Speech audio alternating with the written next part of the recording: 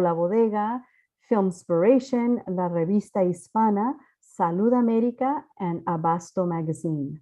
Welcome, entrepreneur, creator, executive producer, and writer of Bodega Makeover and LA Film School alumna, Evelyn Brito. Welcome, Evelyn. How are you? Good. How are you? Thank you for that introduction. Yeah, you're welcome. You're welcome. For those of you who may not know who I am, I'm Cecilia Berry, and I'm going to be moderating this chat today. I'm the events director here at the Los Angeles Film School. Thank you so much for being here. Let's see. Let's start out with something fun, a little bit of an icebreaker. Okay. Finish this sentence. I create because. I create because I want the next generation to continue telling their story. Okay. I think so. It just popped in my head. Yeah, that's what these are for. Yeah. The next one is I represent for. I represent for Latinas, for creators, and also my daughter. Okay. Now let's start off by finding out a little bit about you. Tell us where you were born. Tell us a little bit about your background. Let's start there. Yeah, so I was born in New York City, first generation Dominican American. My family came in here in the 70s, and they worked in the assembly line. So a lot of factories, back then in New York City. And then my mom got sick of New York and she moved to Boston. Don't know why, not Miami, but Boston. I don't know, she fell in love with the city. So, we did a one flight ticket to Massachusetts. And I grew up in this neighborhood called Dorchester. But I would travel to New York every summer. So I would beg my mom, please send me to DR, please. And she's like, nah, just go to your aunt in New York, same thing. So I would spend most of my summer in New York City. Okay. Mm-hmm. And let's see, when did you first realize that you wanted to do this entertainment business is what I'm going to call it, as a career? I think I knew for a long time, but I didn't feel very confident that I was really good at it. Okay. So, I sort of play with, I don't know, I just felt like maybe I should stay within my box. I was young, I was a young mom. I didn't know what to do as far as, I know I wanted to do something in the arts, but didn't know what it was. So I got a scholarship to this art school in Boston, but I didn't pass because I was dyslexic. So I had a lot of challenges. So I just like, you know what? I'm just going to go to hair school. Okay. I'm going to go to hair school. I'm going to get my certificate. I'm going to go ahead and move to New York, work in my aunt's salon. And she's like, see, I mean, a lot of Dominicans in that area. So that was my plan. And that didn't happen that way. But I finished my certificate. And so I started doing makeups and hair for movie sets. Okay. And on movie sets, I've noticed the director or the writing was off. So I'm like, man, I can do a better job. I was like, let me look into this. I spoke to a friend of mine and I was like, I think I want to change my career. I think I want to do more like film work or video, something.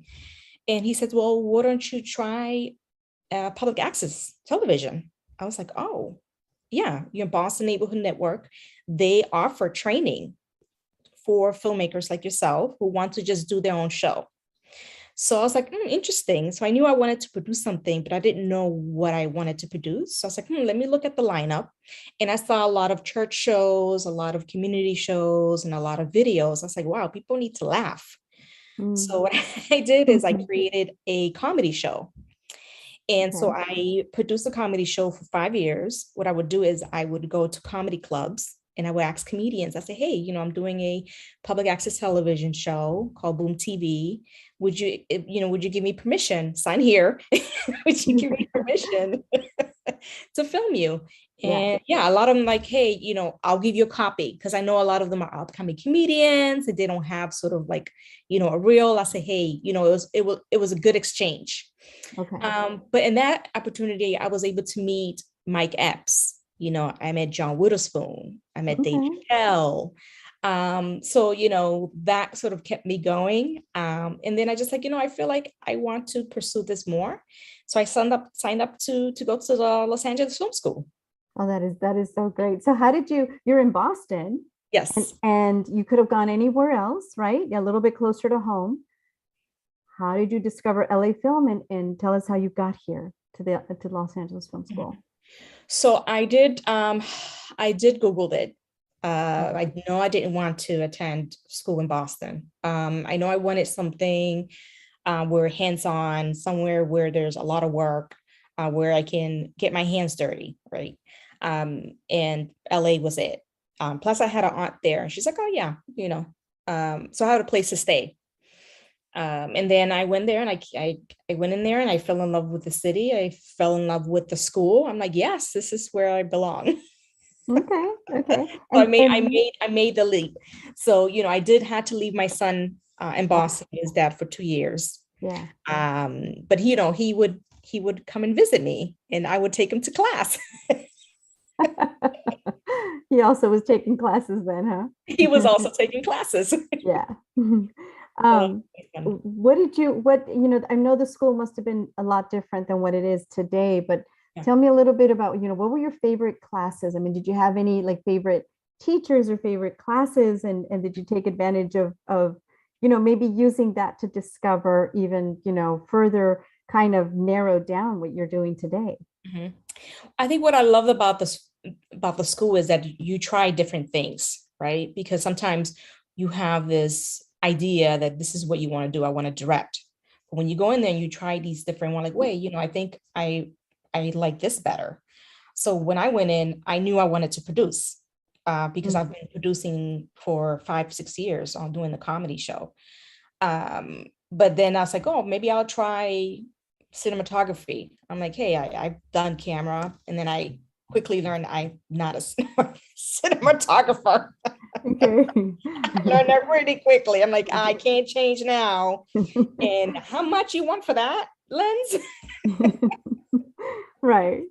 But my favorite class was Larry Kostoff. He did line Mhm. producing. And yeah, all the production classes were very fun. I did like the editing classes. I forgot the name of the teacher. But that was pretty cool too. But Okay. producing was my favorite. Okay. Yeah. Then you graduate from the LA Film School, and then what are the next steps? You have to go back to Boston. I gotta go back to Boston. Yes, in the cold Okay. Boston.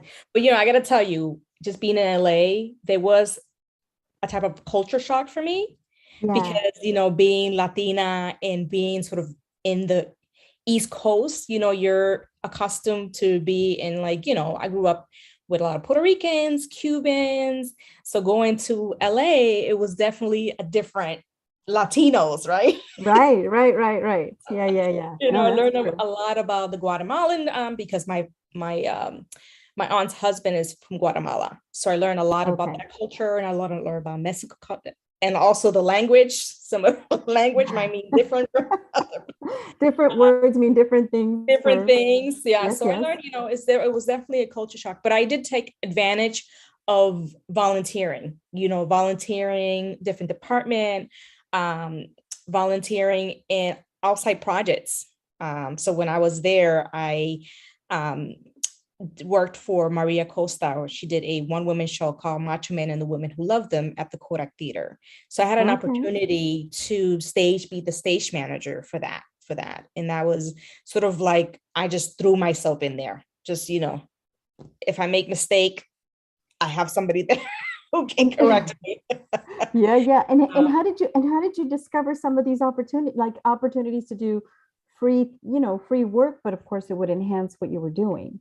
mhm. So how did you discover, for example, the show? uh, Me volunteering at La Leaf. Yep. So yeah, so I network, just talk to people, just say, hey, this is what I'm looking to do. I'm looking to have more experience in the production or stage managing or whatever. Okay. So that's how I learned that way. And, and the good things, because I was able to take those skills with me, Right. those contacts with me to Boston. Right. So, okay. So now tell me, now you get to Boston, right? You've done all your stuff, yes. right? You've got your degree. Now you're in Boston. Now what do you do? First thing, of course, I gave my son a big hug. And, I couldn't find any jobs. Unfortunately, there was no work as a producer, not even assistant work. I think, just I'm being very transparent that Boston has a lot of work to do when it comes to diversity. So it was even harder for me to get any kind of serious work or even an assistant work was a challenge. So what I did is I stage managed. So I was able to use those skills that I learned from Maria Costa's show. And I was able to apply that into those stage managing positions. And then I end up doing events, corporate events. It's similar to producing, but not quite, but yes. Not quite. But, it taught me how to talk to corporate people, what are the things that they, who are they? What's the SVP? What's a VP? What's a executive director does, so those are the skills I was able to gain as an events manager for Color Magazine. And then aside, I was able to do some of my projects. One being Bodega Makeover. Okay. So let me know. So now tell me about Bodega Makeover, because you've been doing this for quite a bit, right? And I kind of feel like it was one of those things that you created an opportunity for yourself, because again, a producer opportunity was not there for you, right? So and before you tell me a little bit more about how you got into Bodega Makeover and how this project starts to come to life, for those of you who haven't seen Bodega Makeover, this is a great time to show a trailer. Okay, we're going to show a little trailer of the show. Oh, good. Yay. Yeah. Hey, what's up everybody? I'm Jerry Diaz, host of Bodega Makeover. Our mission is to connect community and family through healthier food options. And we're going city to city looking for bodegas in need of a serious makeover. Our first stop, Roxbury, Massachusetts, where Malcolm X first started his journey of becoming a historical civil rights leader. What better place? So guys, we're at the Madison Park Development Corporation, who's leading the way in building strong, healthy, vibrant communities. Let's go see if they have a bodega picked out for us. Come on. Wait a minute, nobody told me about all these stairs. Forget a bodega makeover, I'm gonna need a Jerry makeover. I am out of shape. Guys, this is Leslie Stafford. She is the Health Equity and Wellness Organizer here at the MPDC. Leslie, tell us a little bit about what the mission is here. So here at MPDC, Madison Park Development Corporation, our mission is to foster a vibrant, healthy Roxbury neighborhood that supports the well-being and advancement of the community. So tell me, Leslie, what are some of the challenges that you guys have here with bodegas in Roxbury? One or two of our challenges is healthy access to food, and we're right in the middle of a food desert. When we walk into a bodega, one of the first things we want to see is more healthier food options in the front of the store and more of the sugary products in the rear of the store. You guys are doing amazing work here. Wondering, do you guys have a bodega picked out for us? Absolutely. You know Vega Brothers right over here on Dudley Street?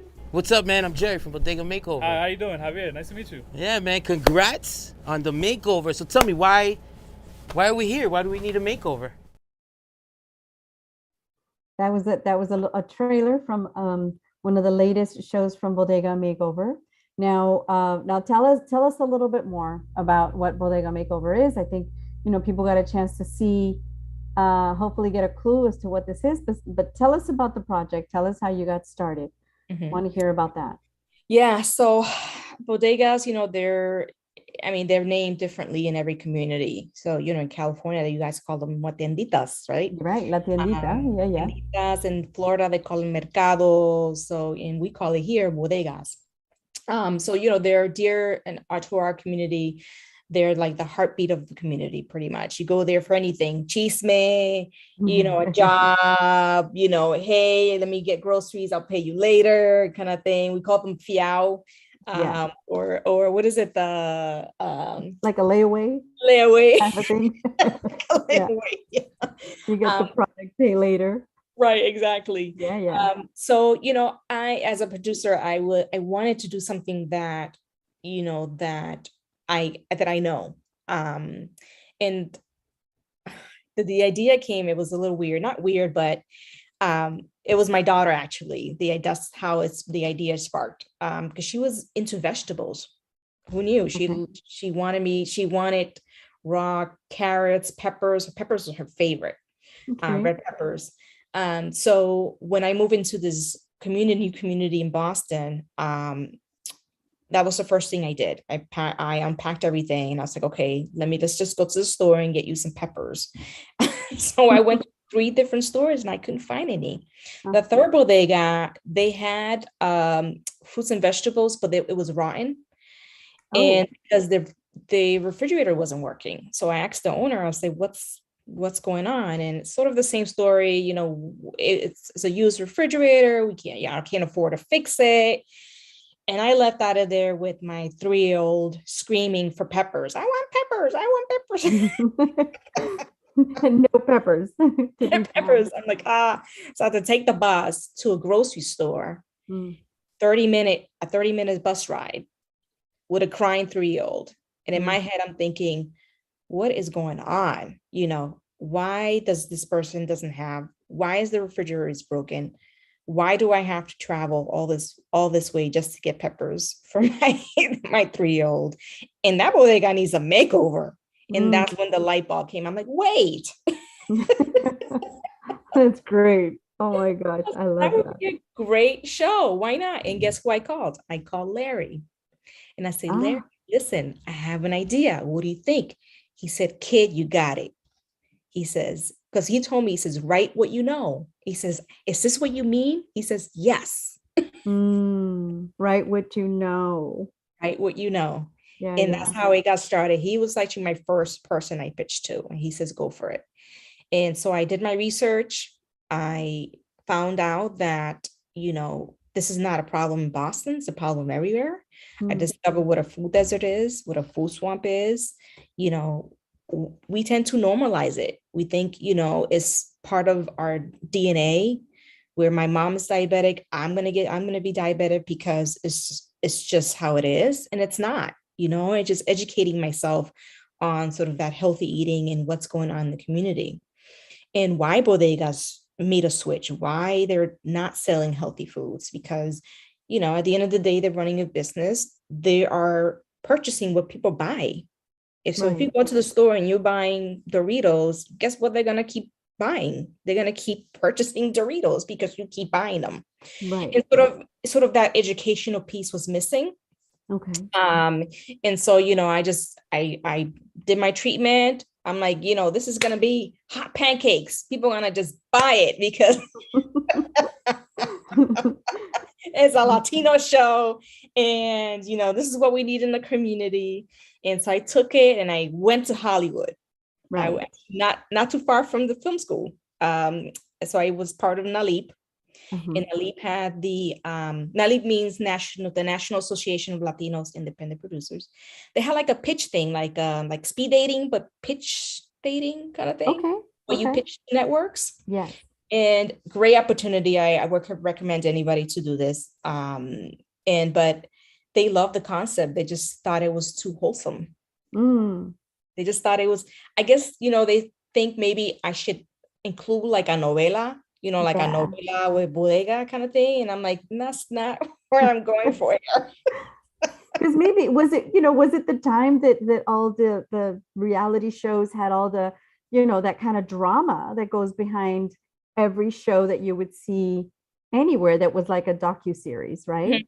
Yeah. So maybe that's what they were thinking. And you were like, no. It's like, can you imagine just coming in, open the bodega door like Carlos? Yeah. It was too much. But anyways, I decided not to listen to Hollywood and listen to my community. And I just kept working at it. I actually stopped for a couple of months because I felt like I needed to focus on something else. And I was getting rejected. I got maybe 100 no's, from sponsors, from, networks, from production companies. They're like, this is probably not the right time, or, I don't think it's a series. You should think about doing a documentary, and I just said, I felt like I need to continue to tell the story. It's so important for our community. And why just do a documentary? There's so many stories. There's so many bodegas and so many places that have a need for this. So I just continue to develop my relationship with corporate companies, with our organizations like Mass General Hospital, and continue to develop that relationship. So that way, when it's time, for me to You weren't giving up, because I think most people would think, okay, 100 reject, I'm out, I'm done. I'm going to move on to something else. I just kept picturing my daughter eating that pepper, kind of like she deserves it. Other kids like her deserves it. Yeah. And I know somebody's going to listen. So, you just have to pivot. And I pivot a lot. Okay, maybe the storyline is not working. Maybe I should focus on this, or maybe I should not get a host. Maybe I should do it myself. I'm like, no, that's not going to happen. You can't do everything. Can't do everything. Yeah. So I kept developing. I did little small videos. I did a bodega in Fall River. I went to New York and I visited a lot of them, same issues. And again, I also saw the disconnect, not only for bodegas, I saw the disconnect with nonprofit organization, that their mission is all about healthy eating. But then you have this bodega that's right in the community that you can be working with, right? To develop those plan to be more sustainable, right? So that's what I did. I just try to make sure that those connections were there. That so when we do pick up bodega, then there's an organization that's going to be supportive once I leave. Once the camera's off, then they are faced with reality, right? Right. Okay. Yeah. So you come in and you just don't leave like most reality shows and leave them on their own. Right. Yeah. Right. Yeah, that's definitely the plan. Yeah. So I visit a few bodegas. I found this one in Roxbury, a mother and a son owned Puerto Rican bodega in that community in Roxbury. They were new owners. And they wanted to provide healthier options. I mean, I visit other bodegas and they were just sort of set in their ways. They're like, if it's not broken, why fix it? Yeah. Okay, I'll come back. And so, they were really, and he was young. And I'm like, wow, it's very rare to see a young person that wants to have this business, because it's not an easy business. Right. So he says, yeah, let's do it. So I went to work. I got all my sponsors. I got a general contractor. I have all my materials. We were set to go. I have my production company, that I was very happy with.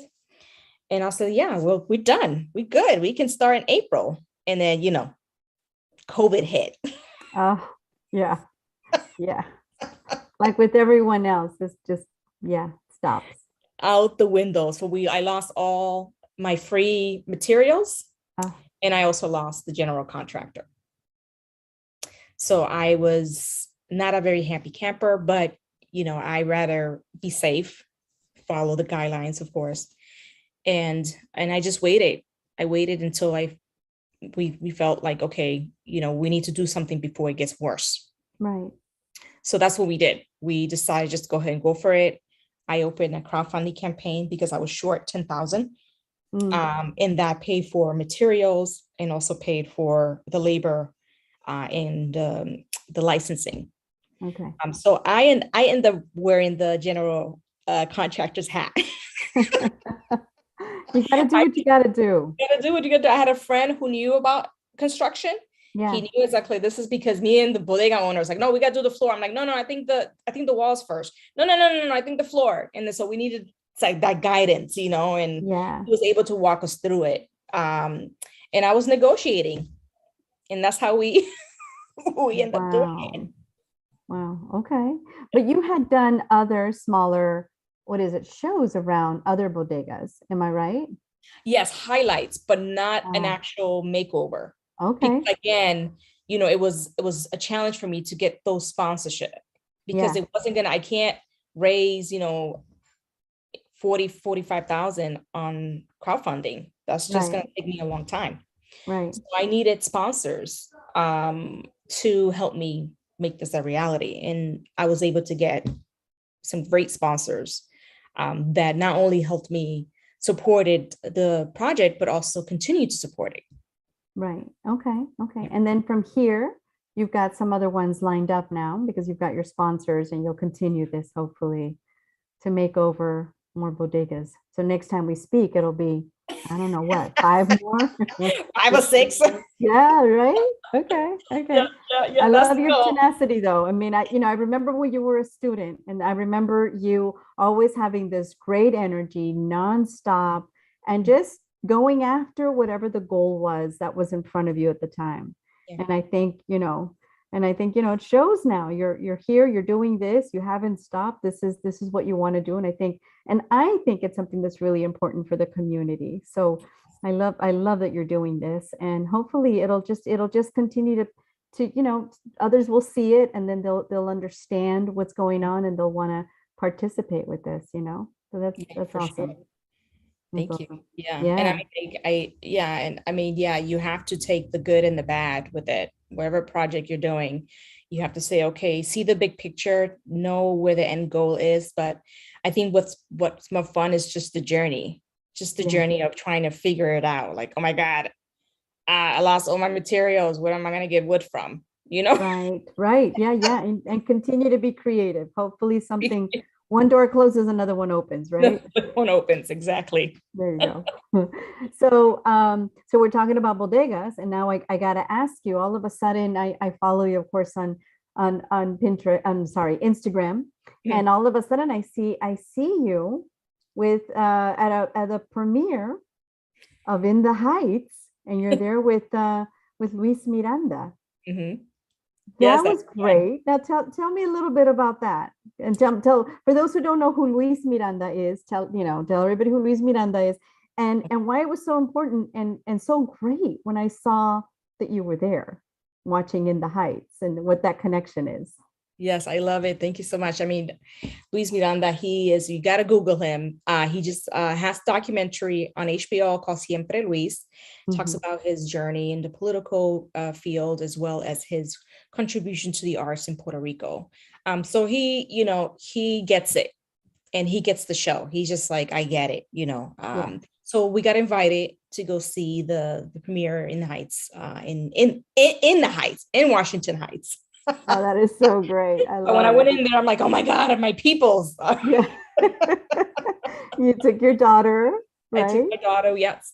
And we had a great time. I mean, I loved it. It was a great movie. It gave me goosebumps because it really hit, sort of the cultural, like, wow, yes, finally. I was there with my little flag. Your Dominican flag, I love it. Yeah. It was a lot of fun. I definitely I was very appreciative to the invitation.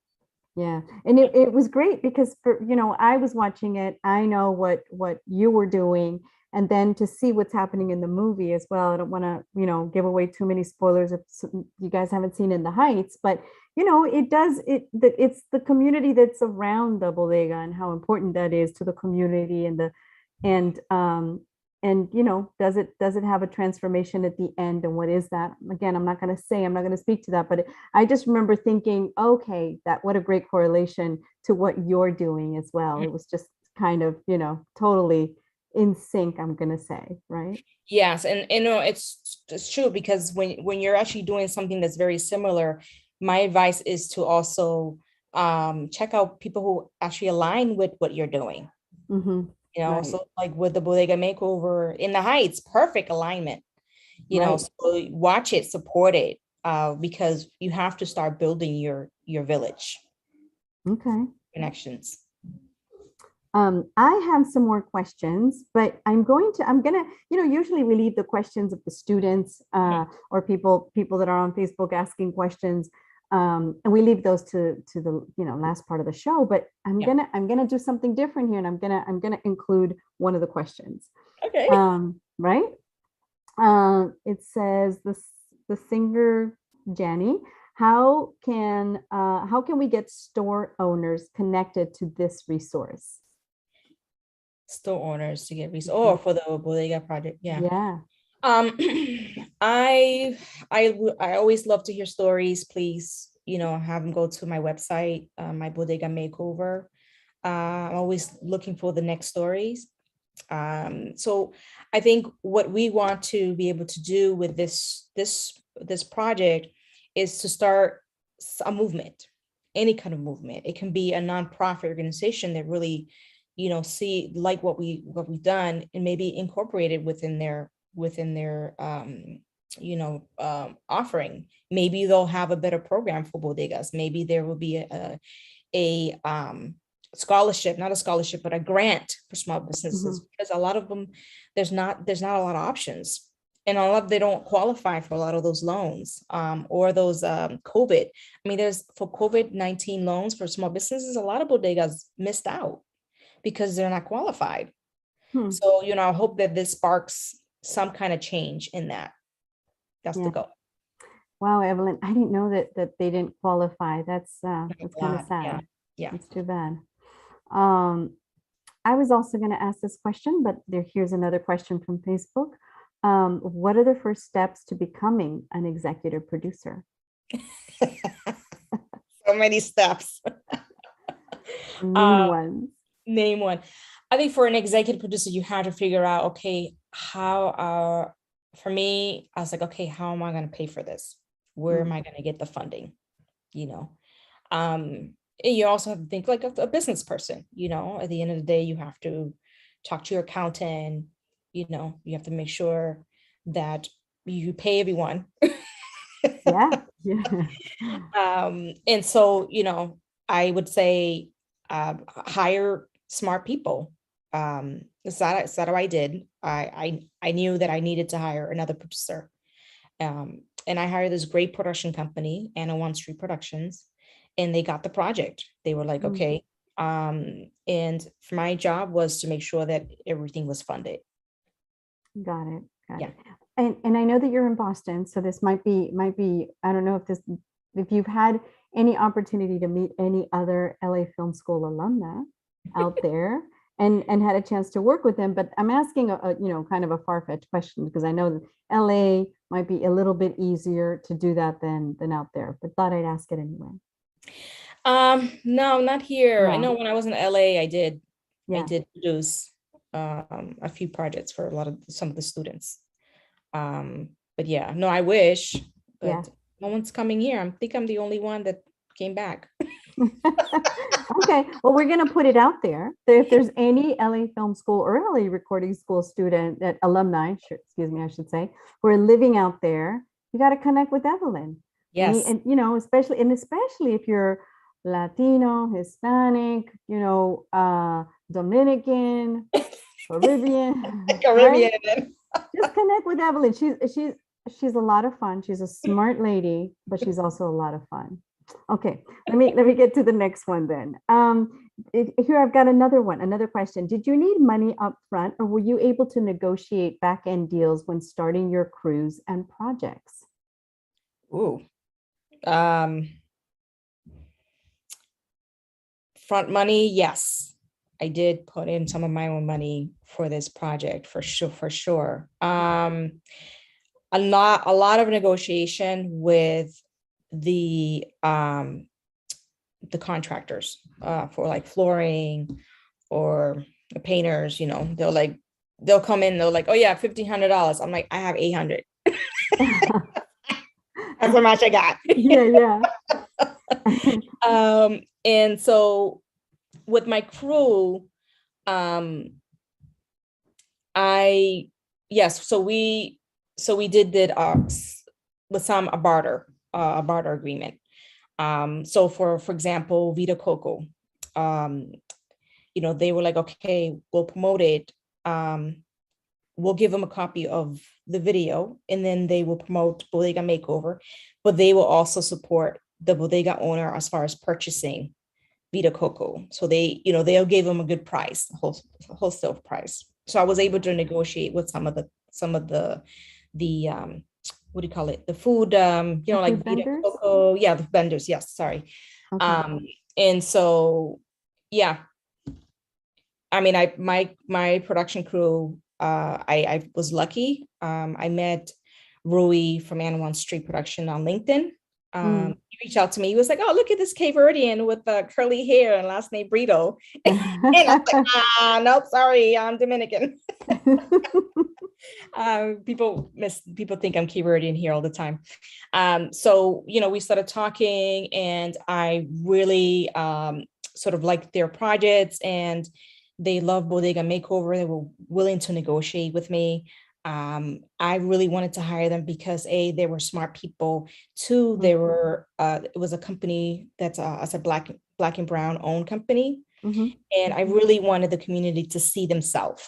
So when we were out filming, I wanted them to come to us and ask us questions. So that was important to me to make sure that diversity was there. Oh, that's great. That's awesome. And did people come up to you while you guys were filming? Yes, I mean, the director and the cinematographer was much fun. But when they introduced me as the producer, they're like, okay, so. That camera is much more attractive, huh? Yeah, they're producing, like, okay.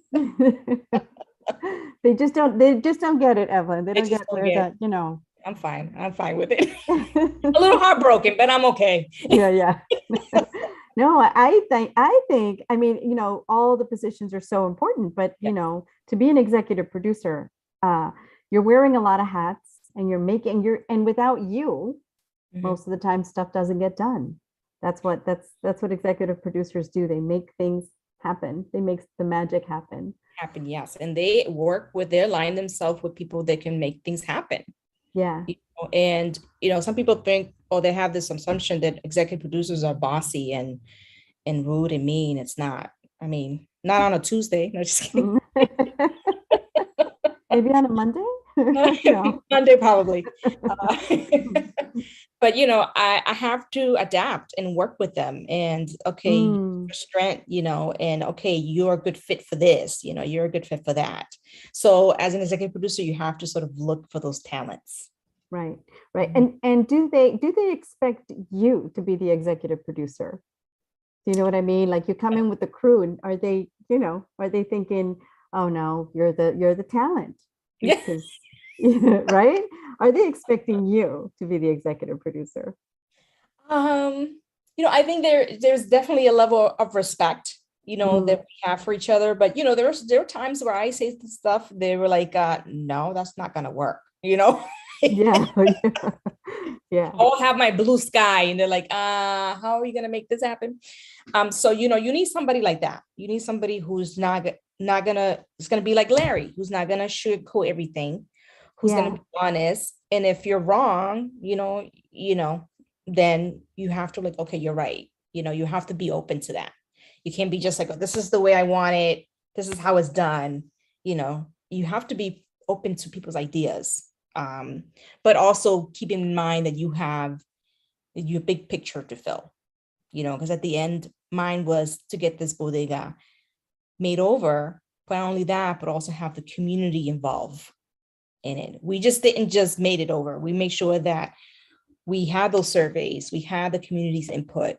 When I got the architect company, they were there, and they showed it to the community, and the community made notes that we don't like this, we like this. Okay. So we make sure that we have the community involved, because that's one thing we don't want to do is add to the gentrification that's happening in that community. Right. We don't want the bodega to look like a Starbucks. Yeah. We want it to reflect what the community stand for. So you have to take account of all these things, you know, because sometimes you may have this grand idea, but Yeah. okay, is it realistic? Yeah. Yeah. That's so important too, not to come into a community and think that what you think is the right idea is the right idea, because it, Yes. you know, it may not be. I Yes, love I'm the that. boss here. I know what, you know, that's not Yeah. because, you know, I could just say, hey, let's just, you know, oh, Haitians live here, or Puerto Rican live here, Dominicans, okay, let's just do some mango, kiwi, plátano, yuca. Yeah. Doesn't work that way. We realized that people wanted healthy smoothies. They want healthy salads, soups, and sandwiches. Okay, Yeah. that's what we did. We listened to what the community wanted. That's awesome. I love that. I love that.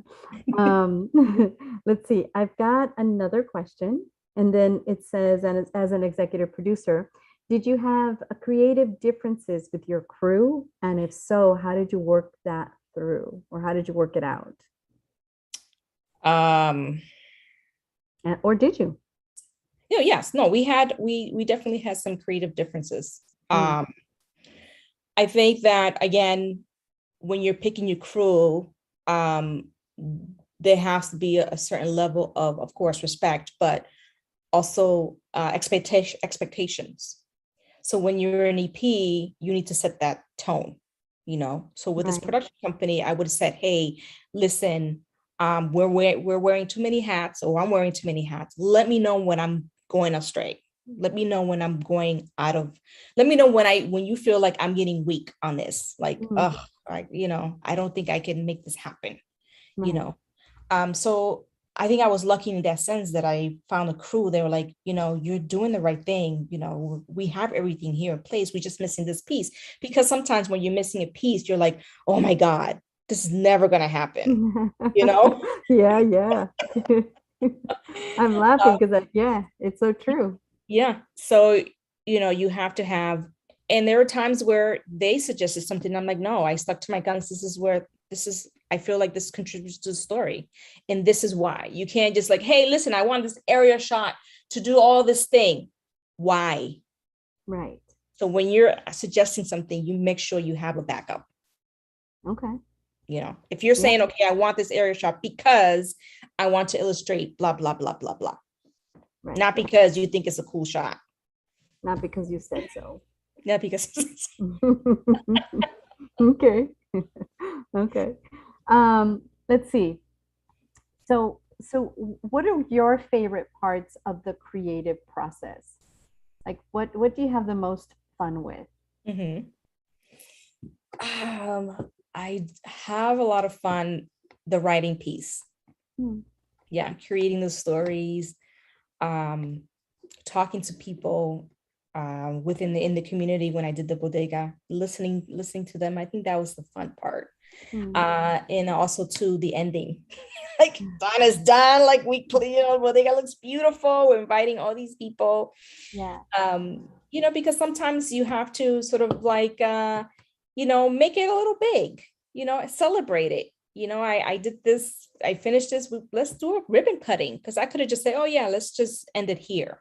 Right. But let's invite the mayor, let's invite city councils, let's invite the community, you know, make it a big deal, because you have to celebrate those moments, you know. So important, absolutely. And hopefully then you get more eyes on the project and more people, or more awareness. And hopefully the next Bodega Makeover show becomes easier to make, right? Right, exactly. Yeah. And plus you get bragging rights, you know, you're like, so. Mira lo que yo hice. I'm sorry, did you make up a bodega? Okay, all right. Oh my gosh, that's great. Let's see. I'm going to go to a fun section, because I think, you know, we've talked about some of the challenges. We've talked about how you've overcome some of those challenges. I'm going to do a quick kind of a round of what I call the fun section. And so you just tell me what comes to mind when I say the following word or phrase. Okay. Ready? Okay. Okay. And some of it I may say in Spanish just because you know, you and I Okay. go way back. So Yeah. música. Música. Ah. The first thing that come out of my mind, you said? Yeah. Celia Cruz, of course. Salsa. And how important is music to your project, to Bodega? You know, Very much. You walk in, I mean, even I'm sure in California, even if you go into a Latino, store, you always listening to that bachata or that ranchero music, or, it's just sort of that connection. Like it feels like you're home kind of thing. That's awesome. Do you karaoke? And if you do, what's your karaoke go-to song? You didn't think I was going to throw that one at you, did No. you? What do you like to sing to? I leave the karaoke to my sister because she likes that stuff. You probably don't know this artist, but I grew up listening to her, and I think Dominicans, if there's any Dominicans here listening, I think they know who I'm talking about. Her name is Fefita. Okay. Fefita is a country singer from the Dominican Republic. She sings merengue ripiao. She's very hillbilly, like country. Okay. So I if I had to pick a song, it would be hers for karaoke. Okay. Yeah. Okay. When you build, we're talking about music. When you're building or choosing the music for Bodega Makeover, who chooses that? Do you work with someone? Do you hire someone who makes original music? Do you just Yeah, so I do work with a music composer, and I listen to his ideas. I told him, I said, listen, I want something urban, something that connects us all. I don't want it to be too Latino. I want it to sound like, that sounds like anybody that lives in the urban community. So he's made some suggestions. I was like, perfect. Okay. Okay, you hear that, guys? Because there's a lot of recording school students too who might want to eventually, if they get what you're doing, they feel the connection. You got to connect with Evelyn and throw some stuff her way. You never know. Yes, right? please. I'm all about networking, by the way. I so strongly believe in connecting one person with the next person. And of course, I work at the film school, been there forever. And so for me, it's about, also connecting you with other film school, recording school alumni in the community, because I think that just, building that community is so important. So earlier you mentioned LinkedIn, love LinkedIn, love seeing the connection with, right? That's a great place to start connecting, even as yes, students. if you're writing producer, executive producer, LinkedIn is your friend, because this is the business, right? Right. So you have to make business connections. So yeah, LinkedIn is a good one. The other thing too, that I would recommend producers and directors is not to network with each other so much. As you're the director, don't network with other directors, diversify your portfolio. Network with producers, with editors, with musicians, with actors. You have to try other networks. You can't just, like actors just want to network with other actors. It's like, that doesn't make any sense. How are you gonna get work? Right. Yeah. So network, diversify. Yes. All right. Even if it's not in your genre, if you're a horror director, find somebody who likes to do kids stuff, because you might get inspired into something that they said. So you never know. Yeah. A new kind of horror version for kids might come out of that. I don't know. Maybe an idea will spark. Okay, I'm gonna go back to my fun section. The word is comida. Comida. Mango. I gotta say mango. Mango is a Dominican dish. We eat it for breakfast. Pretty much mashed plantains. Okay. All right. We just talked about it, but I'm going to say it again. Networking. What comes to mind? Oh, LinkedIn. Okay. Okay. With the whole pandemic, I just think LinkedIn has so much to offer. They have events like this. They have other stuff, even workshops. You can even do workshops there. So, right. LinkedIn, yeah. Okay. Uh, before I go to my next one, my last one, it's going to be, I've got another question that I'm going to throw at you because it came in through Facebook, I want to say. What other networking groups should students be looking into joining? Now we're talking about the students. So if you're a student, who are you recommending outside? Because I still believe LinkedIn works for students as well. Are there any others that you, because, you know, I think earlier you talked about connecting and finding NALIP. Are there any others? I also know that I think you got did you get a grant from maybe a women's organization, I think, was it? I know there's I Fund Women, but that's like a crowdfunding campaign. Okay. Yeah, that's crowdfunding. I would say again, you know, those festivals are good to join and volunteer. I would also volunteer stuff that has nothing to do with film. Okay. I mean, I was part of the food project, and I'm also part of other organizations that has nothing to do with film. It's because you want to connect, again, diversify your network, because you don't know what kind of connections those people have. You know, I met somebody who worked at Mass General Hospital through a political party. Not political party, a friend who she was throwing like an event party for her birthday. And I met him through there. Nothing to do with film. And he became MG Mass General Hospital became my sponsor. So you never know where, you know. So my advice is to join, you know, like not like the NALIP, other those organizations, but also join other stuff that does nothing to do with the film industry. Okay. And do you still do the old school, you carry around your business card, or you're just at this point, just how are you connecting with people when you meet those people who you think, this could be someone fantastic in my future? Yeah. What do you do? What do you say? I use, again, LinkedIn again. So LinkedIn has this thing where I don't use business cards anymore. LinkedIn has this thing where it's like a bar, like one of those scan bar. Okay. Yeah, like a QR code? QR code, yes. And then I just scan their information and then I even post them on LinkedIn. Nice. That's how I do it. Okay, fantastic. Future collaboration. Future collaboration? You have a dream future collaboration. If you could bring somebody, would it be network? Would it be, you know, you talked about, you know, some of the, you know, Vita Coco and, you know, would it like, or who?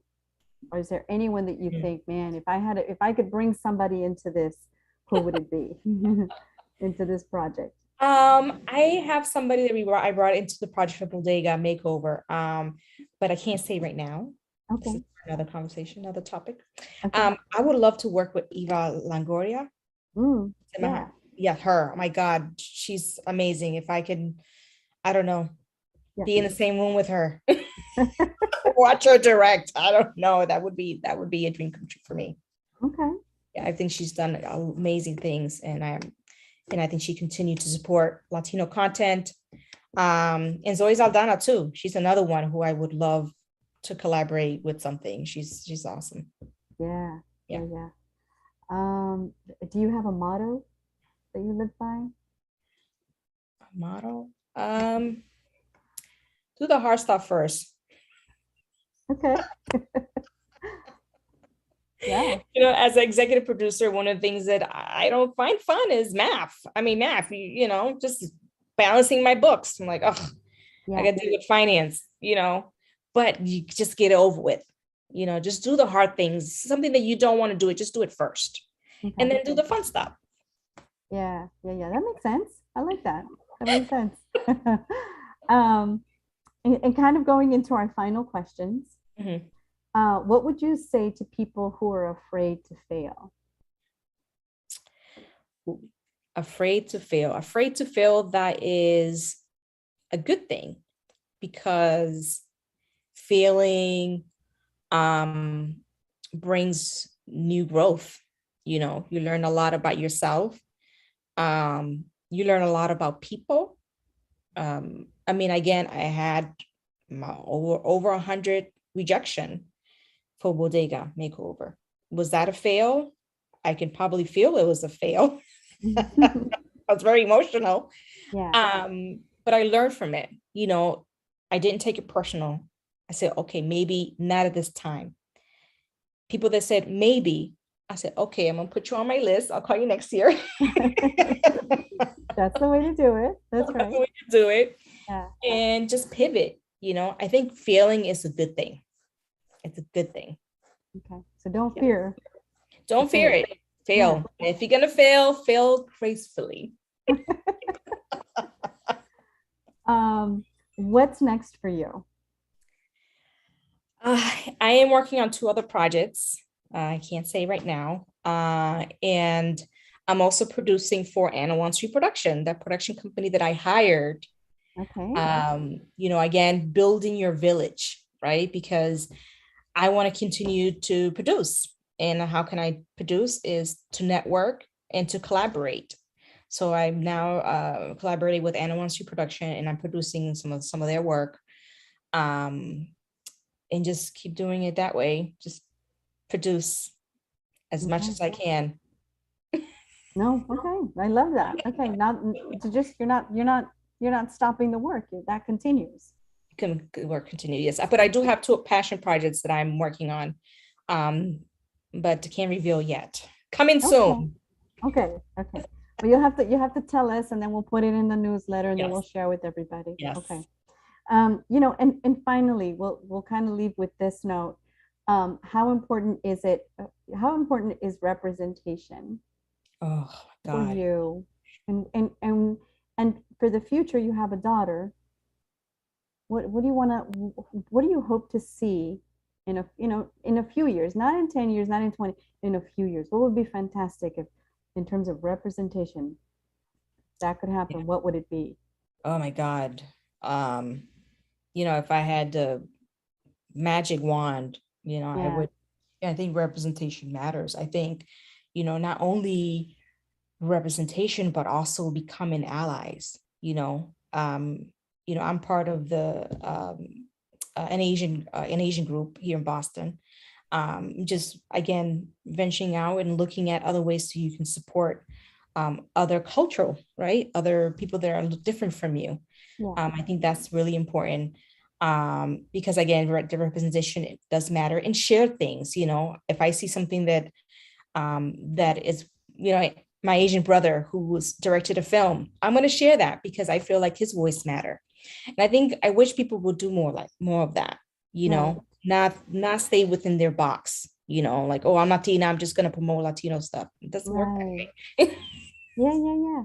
You got to be open. And because at the end of the day, if you look at our culture, right, we're so mixed. Right. There are Latinos there that have Asian families. We have Latinos that that have African families. We're so mixed. That I think that being open to that is important. I mean, my son is half Jamaican. I call him my reggaeton.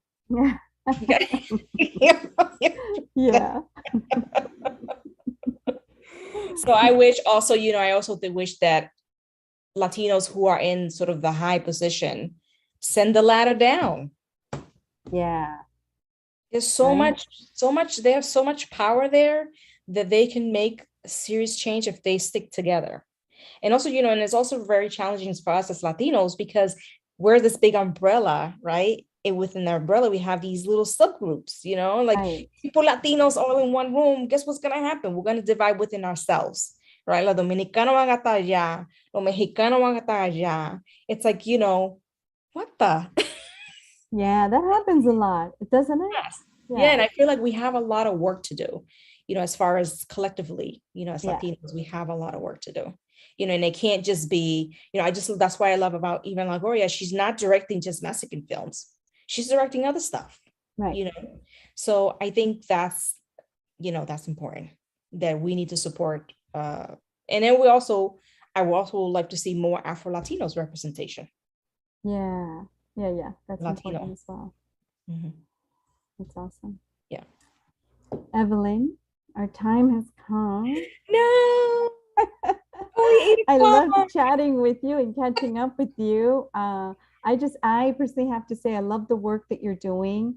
My dream for you is that it continues to grow, to expand. And the next thing you know, you're in these diverse, different neighborhoods, not only making over, the bodegas of your area, but all of a sudden you'll be here in El Mercadito, doing a makeover here in LA and In in Chinatown. Chinatown, yeah, and making all those and just seeing this grow, because I do think it's important. I do, the minute I saw it, thinking, yeah, the first thing you walk in and you see is all the junk food, and that's what you're going to gravitate to. But to start to see, a mix of things, right, in every community would be great. So that's my dream for you, that just to continue to see this project grow and just, see you in different cities, basically. Yes, that's the goal. But yeah, thank you for the invitation. I thank you for this. This is great. Happy Hispanic Heritage Month to anybody there. Please, on Facebook, please send me your little flag, wherever country you're from. Yeah, celebrar. Keep the celebration going. Yeah. Right. Yeah. Here at the LA Film School, we're going to continue. We're going to have some others that fall in this, for next week. And maybe hopefully the next week we'll close out through October 15th. We'll have a couple more events, so watch out for those. Nice. But let's see, where can people find you? Where can I send them to find you and connect with you and follow you? What are the best places where do I send them? The website, mybodegamakeover.com. Okay. We're also on Facebook, Instagram, Twitter. Yes. Okay. Am I missing any? No, Instagram, Twitter, Facebook. I think you're good. LinkedIn. Find you on LinkedIn. LinkedIn, yes. I'm on LinkedIn big time. All right. Well, thank you again. Thank you for your time. I know that you're very busy, so appreciate this. Loved having this chat with you, and continued success. Thank you so much. Bye, everyone. Bye. Thank you. Bye-bye. Bye.